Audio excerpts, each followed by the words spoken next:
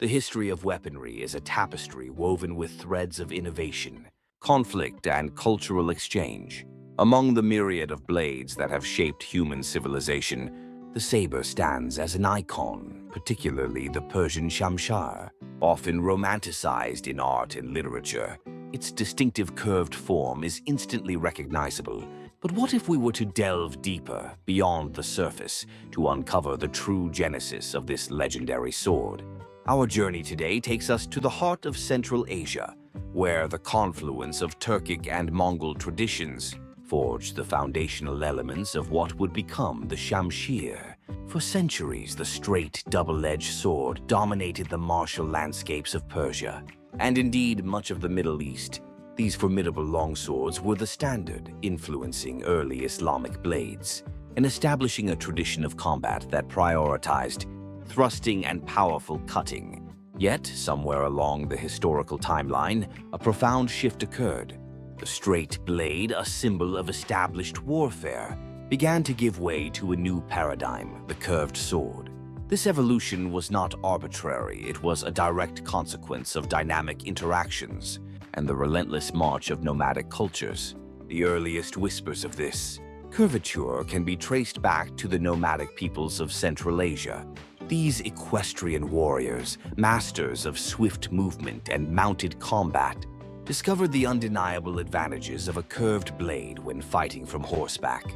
A curved sword allowed for more effective slashing and drawing cuts from a galloping mount, leveraging centrifugal force to amplify impact while minimizing the risk of the blade getting stuck in an opponent or equipment. This practical superiority, born from the exigencies of mounted warfare, laid the groundwork for a revolutionary change in sword design. By the 9th century, the seeds of change had begun to germinate in Persia, specifically in the northern region of Khorasan. This area was a crucial frontier, a melting pot where Persian civilization met the encroaching influence of Turkic peoples.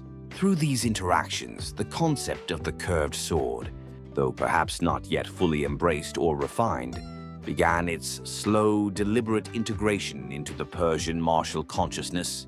The Turkic presence introduced a new dimension to warfare, and with it, new tools. However, it was not until a pivotal historical event that the curved sword truly took root and flourished in Persia, the Mongol invasion.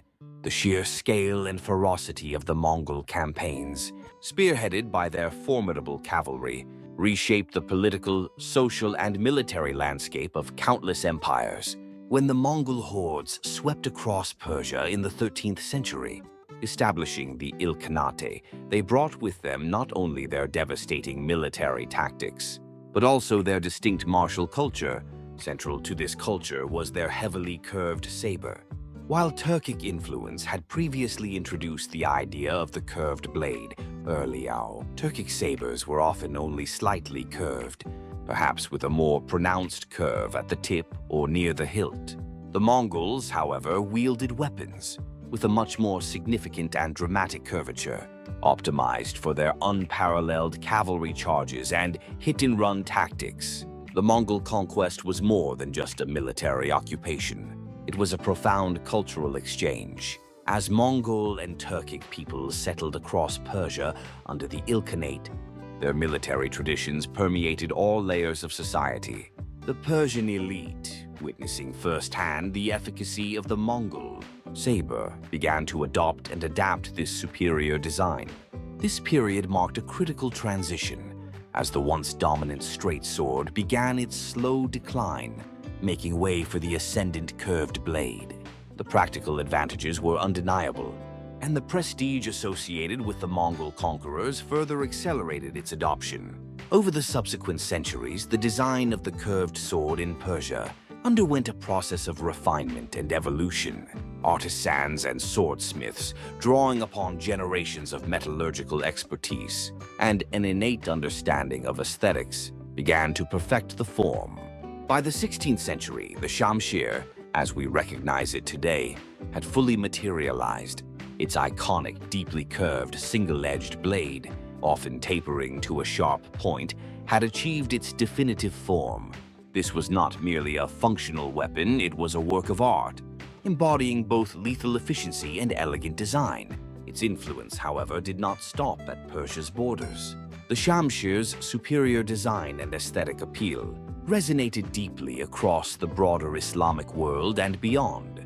It inspired and influenced the creation of similar curved swords, such as the Turkish kilij, characterized by its distinctive Yelman false edge near the tip, and the Indian talwar, often featuring a disc hilt. Even the Arabian saif, while maintaining some regional variations, showed clear, stylistic and functional influences from the Shamshir. The interconnectedness of these cultures, facilitated by trade routes and military conquests, ensured the widespread dissemination of this revolutionary sword design. One of the most intriguing chapters in the Shamshir's history unfolds with Napoleon's Egyptian campaign in the late 18th century.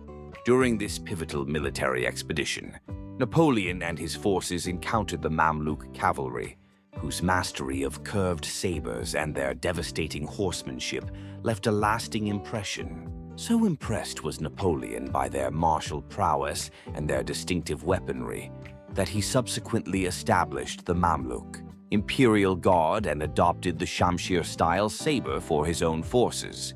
This act brought the design of the curved saber directly into the heart of Western Europe, influencing military dress and weapon design for decades to come. The legacy of the Shamshir, born from Turkic-Mongol origins, continues even today. A testament to its enduring design and historical significance can be found in an unexpected place, the United States Navy.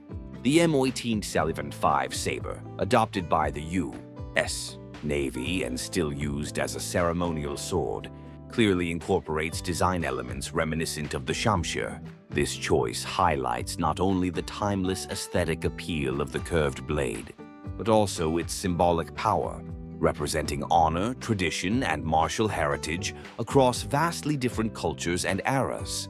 To truly grasp the context of the Shamshir's origins, it is crucial to understand the concept of the Turkic-Mongol tradition. This term refers to a profound cultural synthesis that emerged in the early 14th century, particularly among the ruling elites of the Mongol Empire's western Khanates, the Chagatai Khanate and the Golden Horde, also known as the Kipchak Khanate. While these ruling classes were ethnically Mongol, they increasingly adopted Turkic languages, reflecting the numerical superiority and cultural influence of the Turkic peoples under their dominion. They also embraced various religions, including Buddhism and, crucially, Islam, demonstrating a remarkable capacity for cultural assimilation. Despite these cultural adaptations, their political systems and legal frameworks largely adhered to Mongol customs and Yasa Mongol law, creating a unique hybrid culture. This Turkic-Mongol synthesis was a dynamic force, shaping the societies of Central Asia for centuries. The influence of this blend is perhaps most famously exemplified by the Mughal Empire in India. The very name Mughal is derived from the Persian word for Mongol, yet its founder, Babur, was a descendant of both Timur, a Turkicized Mongol, and Genghis Khan. The Mughal Empire, founded by a Turkic-Mongol ruler, became a beacon of sophisticated Indo-Persian Turkic culture, showcasing the rich tapestry of this blended heritage. During this period, the boundaries between Mongol, Persian, and Turkic worlds in Central Asia were not distinct lines, but rather fluid, intermingled zones. People, ideas, and technologies flowed freely, creating a vibrant syncretic civilization. The development of the Shamshir is a perfect microcosm of this larger cultural phenomenon. It is not merely a Persian sword, it is a product of a complex historical process, a testament to the enduring impact of nomadic innovations, military conquest, and profound cultural exchange. From the steppes of Central Asia to the battlefields of Europe, and the ceremonial traditions of modern navies, the Turkic-Mongol saber, in its Persian Shamshir iteration, continues to carve its place in history. A symbol of power, elegance, and the interwoven destinies of diverse peoples.